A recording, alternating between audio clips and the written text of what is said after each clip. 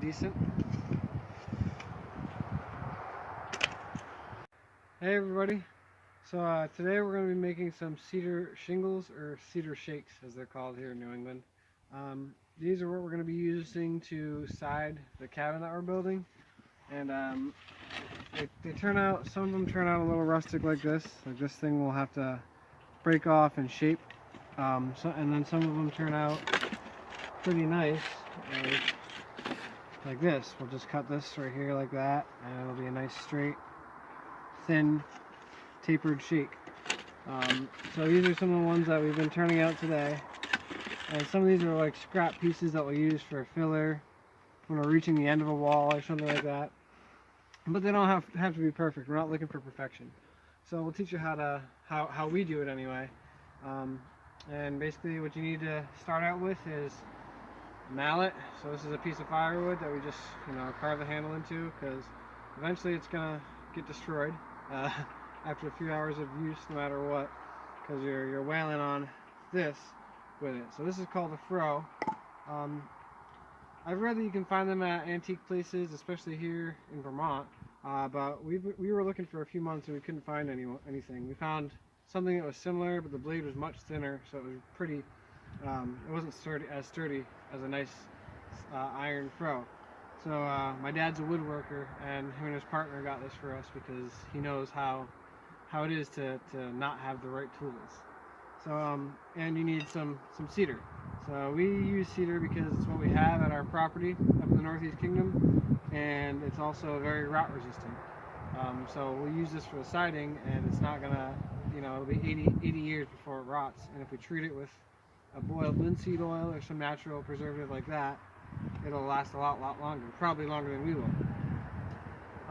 So I'll teach you the short process of splitting shakes.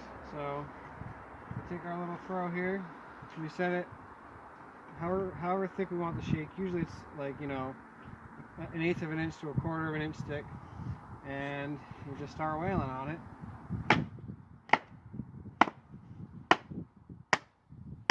Do that until the froe is flush with the top of the piece of cedar. So it's not going to go in any further. I could bang on either side like this, but if you have reasonably straight grain wood, this is the cool part. So you basically just split it right along the grain, and you can do that like so, or you can use what they have here. It's called a riving brake, and it's used to just keep the wood from sliding out. So when I have thinner pieces of wood, it's right in there really nicely.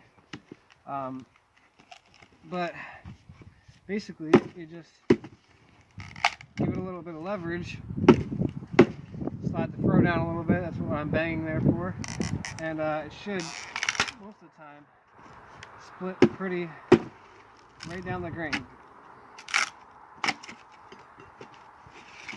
Now that's not a great example, but split a little bit down the middle. But you get what I'm saying. After you get a little bit of practice, it becomes pretty quick. So this is more likely than not going to break that into two, and then we will dress it up with a draw knife and an axe. We'll try to make the sides as straight as we can, and then the draw knife is an old tool. Got two handles and it's a blade, and you use a shaving horse, which is another old tool that we made, and you kind of dress them down so they're a little bit more tapered. As you can see, this side's nice and thick and straight, but this side is a little wonky, so we'll shave some off of here so it's thinner, so they taper down, and so then you set them like that, with the thin end up top, the thicker end down at the bottom. So I'm going to split a couple more of these, and then we'll shoot to a shot of maybe Shikoi dressing them, because she's usually pretty good at dressing them like that. And yeah, so we'll show you some of the end products in a little bit. See you then. This helps you get leverage, so when you want to fry, you can do that. So you just turn the fro. Sometimes I do that to slide the fro down a little bit more. And there you go. It's straight grain enough, it pops right out. And that's basically the structure of the shake. There's got a little hole through it. I can see you, but you can't see me.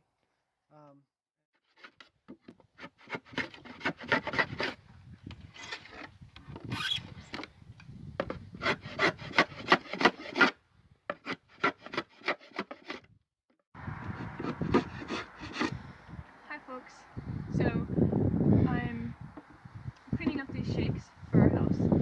I'm using a draw knife and a shaving horse Michael built by just looking at a picture in a book, which came out perfect. So the simple tool is you pull with the draw knife. This locks down on your shake, and as you're pulling, your legs naturally want to push anyways. So the weight of this locks it down. And I'll just show you real quick. And just flip it.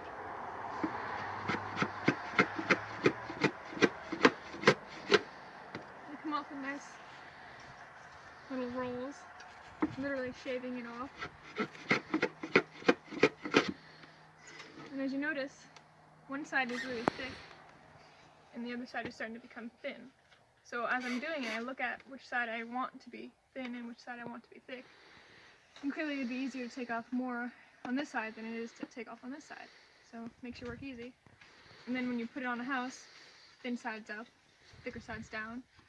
And it's kind of just getting a feel for everything. And as you do it, you get better at it. And sometimes you hit knots and it clings into you, but that's no big deal. The knife's not super sharp, so it cuts you. So yeah. Simple tools. Taking back.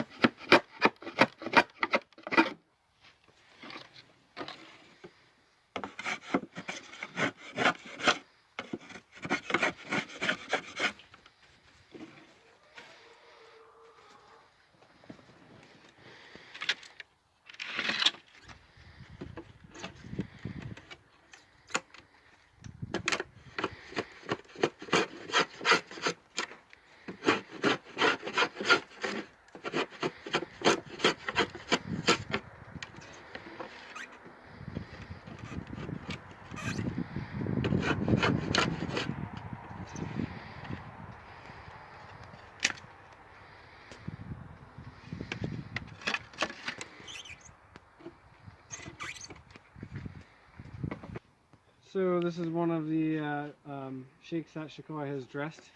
As you can see, it has a nice tuxedo.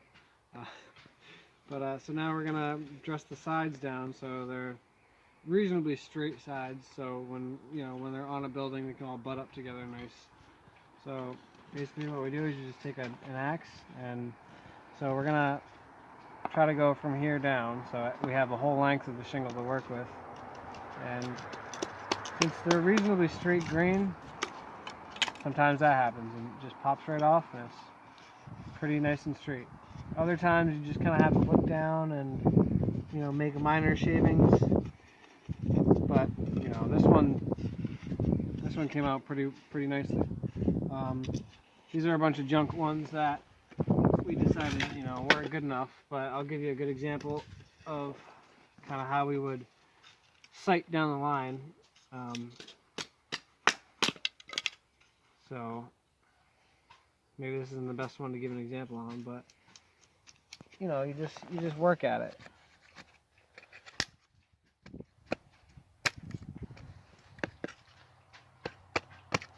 A little knot there, but now the side is reasonably straight.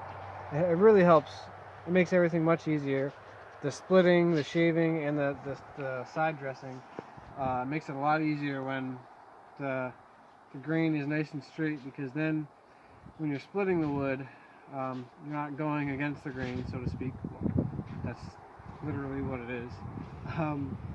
So it just, it separates along the natural fibers of the wood. And that also helps with rot resistance, because as you're splitting along the grain, you're keeping the cells of the wood, the lignins and the fibers and all that, you're keeping that intact. So that helps to preserve the natural preservative that's in cedar. So this, maybe not so much, but this is a pretty, in my opinion, a finished shake. We're going for this rustic look anyway. It's not like they're all going to be perfectly straight tapered shakes like you would buy in a bundle. Those are all sawn, not split, so they recommend you treat those anyway. Whereas these are more split, so they'll be more rot resistant. They're more rustic, and this is the traditional way they were done here in New England, in the colonies, way back in across the pond, all that stuff. So these are traditional cedar shakes. Thanks very much for watching, and hopefully in the spring or something we'll side an outbuilding with it, and we can show you how they look. If that doesn't happen, then I guess you're gonna have to wait to see what they look like on our cabin this year. So thanks for watching, and I hope you learned something today. If you like what we're doing, give us a thumbs up. Subscribe if you haven't done so yet, so you don't miss a beat. And thanks a lot. Have a good day.